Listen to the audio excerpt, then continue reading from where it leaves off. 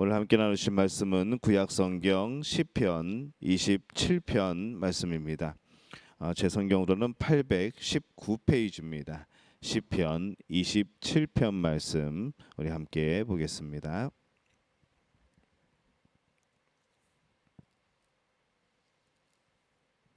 시편 27편 말씀 우리 함께 봉독합니다.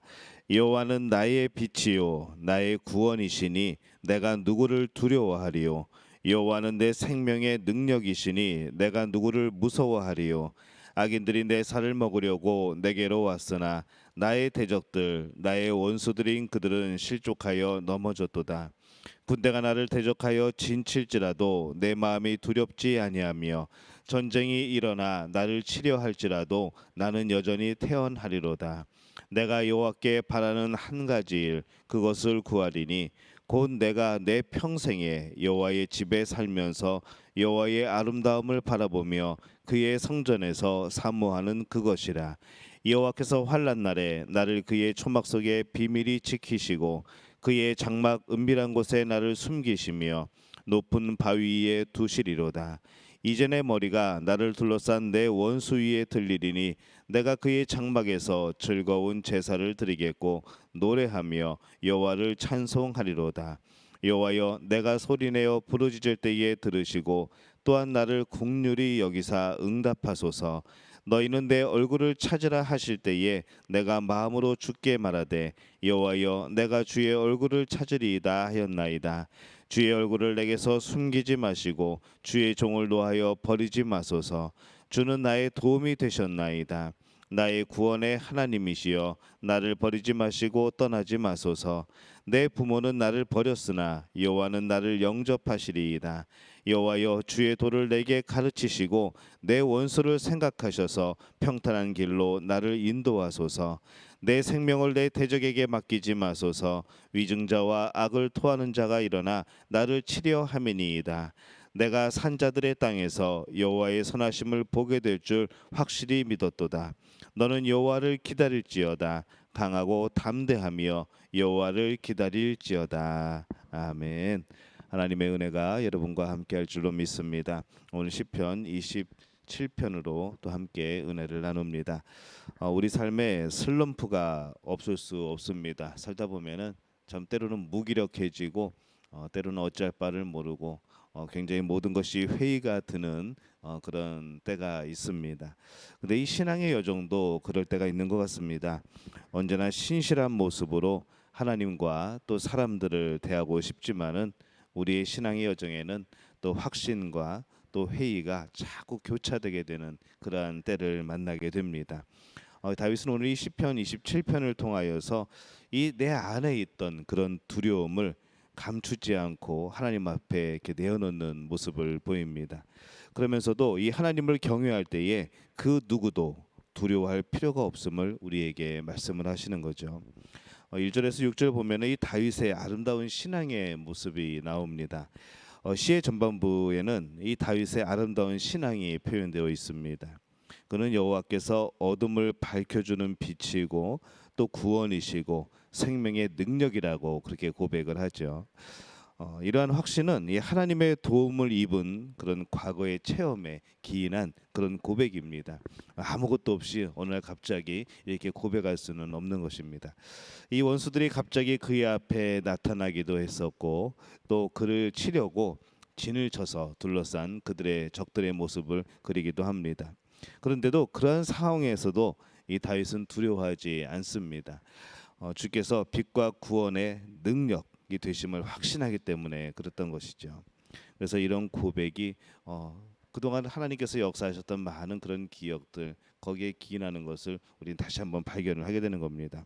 이런 다윗의 신앙은 여호와께 바라는 단 한 가지 일이 바로 이 평생에 여호와의 집에 사는 것이라 이렇게 고백을 합니다.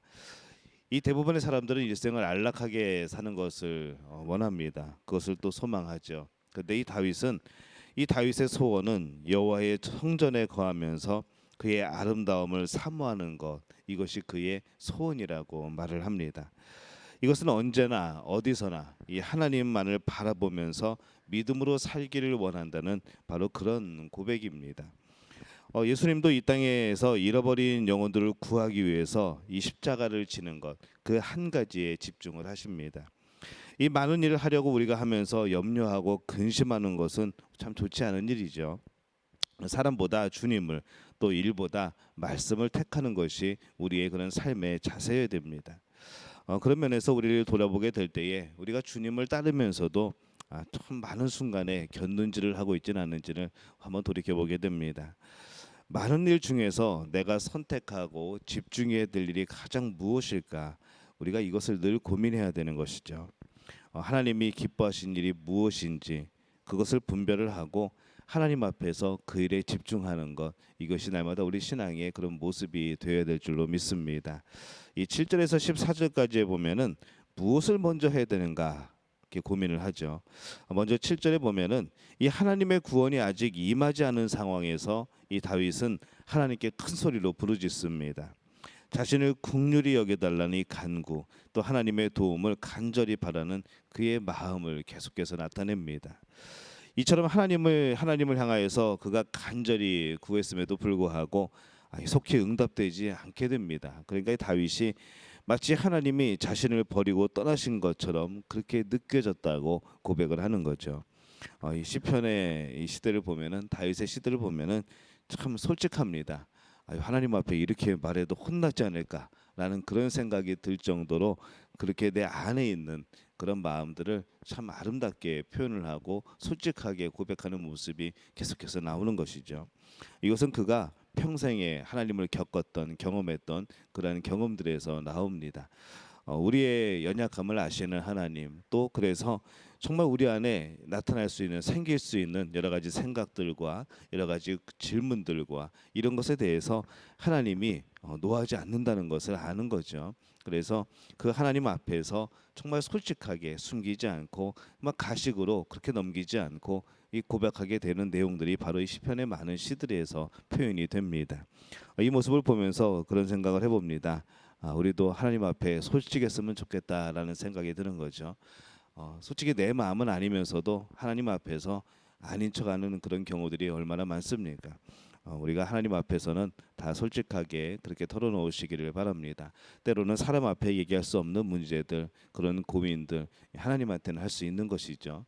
또 하나님만이 우리의 그런 해답이 되시고 또 하나님만이 우리의 도움이 되십니다. 그렇기 때문에 우리 안에서 나 혼자 고민하지 마시고 그걸 숨길 수 있다고 생각하지 마시고 하나님 앞에 내어놓고 기도하는, 또 질문하는 여러분들이 되시기를 예수님의 이름으로 축원합니다. 마치 하나님이 응답이 늦어지자 정말 하나님이 나를 떠나신 것처럼 고백하는 내용이 또 나오고, 그래서 이렇게 고백을 하죠. 부모가 자녀를 버릴지라도 여호와께서는 하나님의 백성을 버리지 아니할 것이라고 그렇게 고백을 합니다. 하나님을 더 굳게 붙잡는 것이죠. 이토록 간절히 부르짖어도 이 다윗은 하나님의 임재를 느낄 수가 없습니다.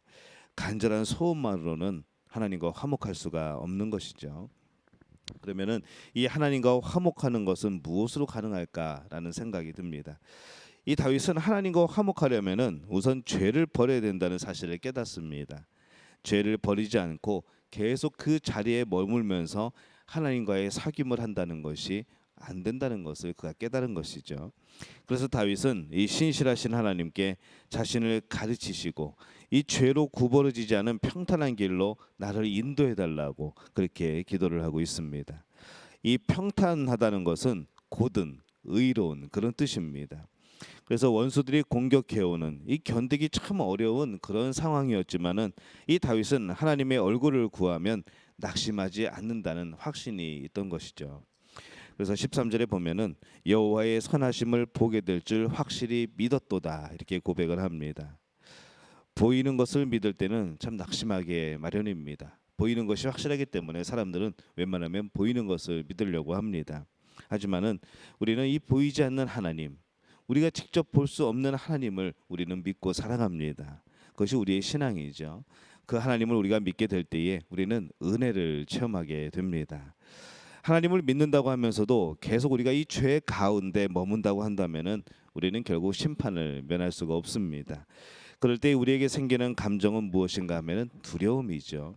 하나님과의 관계에서 멀어지는 두려움. 이 두려움은 억눌러야 될 감정이 아닙니다. 두려워질 때에 우리는 하나님 앞에 솔직할 필요가 있는 것이죠. 그리고 내가 지금 하나님과의 관계에서 얼마만큼 떨어져 나왔는가, 이것을 우리가 점검해 볼 필요가 있습니다. 또 그것으로 두려워만 하지 말고 하나님께 다시 다가가는 것이죠. 언제나 두 팔을 벌리고 여러분을 안아주실 그 하나님을 향하여서 한 걸음 한 걸음 더 가까이 다가가는 그런 여러분들이 되시기를 예수님의 이름으로 축원합니다. 이 구원을 경험한 자는 구원의 기쁨과 함께 거룩한 두려움을 품게 됩니다. 아까의 그 두려움이 아니라 거룩한 두려움이죠. 그 두려움을 하나님 앞에 가져가게 될 때에 우리는 그것을 신앙이라고 부릅니다. 여기에 놀라운 그런 순환의 그런 이론들이 있습니다. 신앙이 침체되면 우리는 두려움이 생깁니다. 이 두려움을 하나님께 가져가면은 우리는 다시 굳건한 신앙이 되어지죠. 거룩한 두려움으로 하나님께 더 나아가는 것, 이것이 날마다 우리의 삶이 되어야 될 줄로 믿습니다. 바라기는 우리 믿음의 가족들이 언제나 우리를 도우시는 하나님, 또 우리를 한 번도 포기하지 않고 버리시지 않으시는 하나님, 그 하나님을 기억하면서 때로는 이 하나님의 응답이 더되어서 하나님이 나를 버리신 것이 아닐까라는 그런 질문과 그런 궁금증이 생길지라도 그것을 가지고 여러분 자포자기하지 마시고 하나님 앞에 나아가시기를 바랍니다. 하나님께서 그것으로 여러분의 믿음을 또한 굳건케 하실 줄로 믿습니다. 오늘 그것을 경험하는 여러분들이 되시기를 예수님의 이름으로 축원합니다. 우리말 성경으로 제가 한번 읽어보겠습니다. 여호와는 내 빛이시요 내 구원이시니 내가 무엇을 두려워하겠습니까? 여호와는 내 삶의 힘이시니 내가 누구를 무서워하겠습니까?